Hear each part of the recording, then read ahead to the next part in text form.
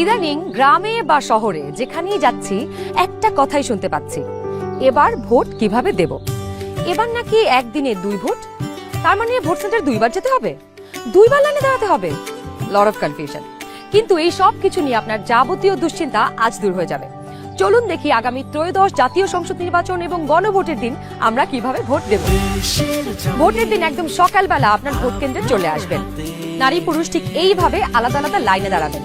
লাইনের শুরুতেই আপনার ভোটার ক্রমিক নাম্বার উল্লেখ করে লেখা থাকবে আপনি কোন কক্ষে ভোট দেবেন। ভোট কেন্দ্রের কোন কক্ষে আপনি ভোট দিবেন সে বিষয়ে আনসাররাও আপনাকে সহায়তা করবেন। এরপর আপনি সোজা চলে যাবেন আপনার ভোট কক্ষে।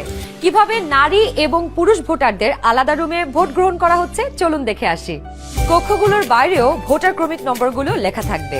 প্রথমেই একজন পোলিং অফিসার আপনার নাম এবং ভোটার নম্বর জিজ্ঞাসা করবেন। তারপর আপনার চেহারার সাথে আপনার ভোটার তালিকায় থাকা ছবি মিলিয়ে দেখবেন। এটা আমি, এখানে একটু খারাপ আসছে ছবি। বাবার নাম আনিসুজ্জামান। ভোটার আয়শা খানম, ভোটার নং 0157। প্রথম পোলিং অফিসার আপনার নাম এবং ভোটারের ক্রমিক নম্বর জোরে উচ্চারণ করবেন যেন কক্ষে থাকা সহকারী প্রিজাইডিং অফিসার এবং পোলিং এজেন্টরা শুনতে পারেন। এরপর দ্বিতীয় পোলিং অফিসার আপনার আঙুলে অমোচনীয় কালি লাগিয়ে দেবেন। তারপর আপনি চলে যাবেন সহকারী প্রিজাইডিং অফিসারের টেবিলে। প্রিজাইডিং অফিসার আপনার ভোটার নাম্বার লিখে আপনাকে 2টো ব্যালট পেপার দেবেন। জানি এবার গণভোটের জন্য গোলাপি ব্যালট, আর সংসদ সদস্য নির্বাচনের জন্য সাদা কালো ব্যালট। বাহ! ব্যালট পেপার নেবার সময় আপনাকে স্বাক্ষর করতে হবে।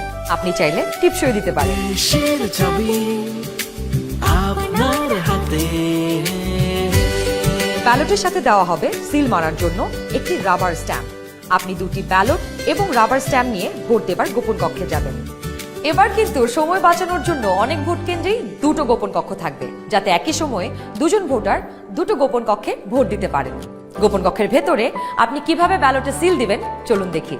গণভোটের গোলাপি ব্যালটে হ্যাঁ এবং না 2টো ঘর থাকবে। সংস্কার বা পরিবর্তন চাইলে হ্যাঁতে সিল মারুন। গণভোটে আপনি হ্যাঁ দিলে সবগুলো সংস্কার পাবেন, আর না দিলে কোনো সংস্কারই পাবেন না।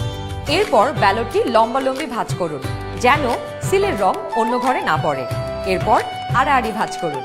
সংসদ সদস্য নির্বাচনের জন্য সাদা কালো ব্যালটটিতে থাকা আপনার পছন্দের ব্যক্তি বা দলের মার্কায় সিল মারুন। সিলটি কিন্তু নির্ধারিত ঘরের বাইরে যাওয়া যাবে না। মার্কার বাইরে সিল পড়লে আপনার মহামূল্যবান ব্যালটটি বাতিল হয়ে যাবে। সিল মারার পর এই ব্যালটটিও প্রথমে লম্বালম্বি ভাঁজ করুন যেন সিলের কালি অন্য মার্কায় না লাগে। এরপর আড়াআড়ি ভাঁজ করুন।